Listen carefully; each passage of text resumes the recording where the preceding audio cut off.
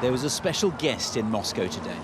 In one of these cars, Steve Witkoff, Donald Trump's chief negotiator, here to deliver a peace proposal to Vladimir Putin. But despite the motorcade and police escort, he clearly wasn't that special.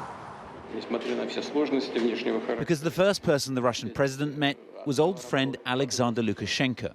For several hours, while Witkoff waited, he discussed bilateral relations with the Belarusian leader. A typical Putin power play to show America who's in charge. But eventually, after a signing ceremony, he addressed the ceasefire deal, making clear his agreement comes with strings attached. So the idea itself is correct, and we certainly support it.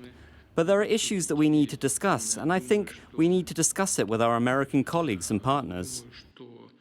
He did eventually discuss it with America's envoy Witkoff, but away from the cameras. Vladimir Putin said that any peace deal had to eliminate the root causes of the conflict. Now, in his mind, that's NATO's eastward expansion, rather than his own invasion. And it's a sign that he'll only agree to a ceasefire if Russia's own security concerns are met, namely that Ukraine never joins NATO. And here's why. In Russia's Kursk region, Moscow can smell victory, on the verge of finally repelling Ukraine's forces 7 months after their incursion. Vladimir Putin doesn't want to lose his advantage. So how will these 30 days be used?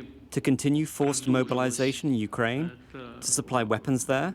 To train newly mobilized units? Or will none of this be done? Over in Washington, another president, another press conference, and optimism that Putin will do as he's asked. I do have leverage, but I don't want to talk about leverage now, because right now we're talking to him, and based on the statements he made today, they were pretty positive, I think. So I don't want to talk about that. I hope Russia's going to make the deal too.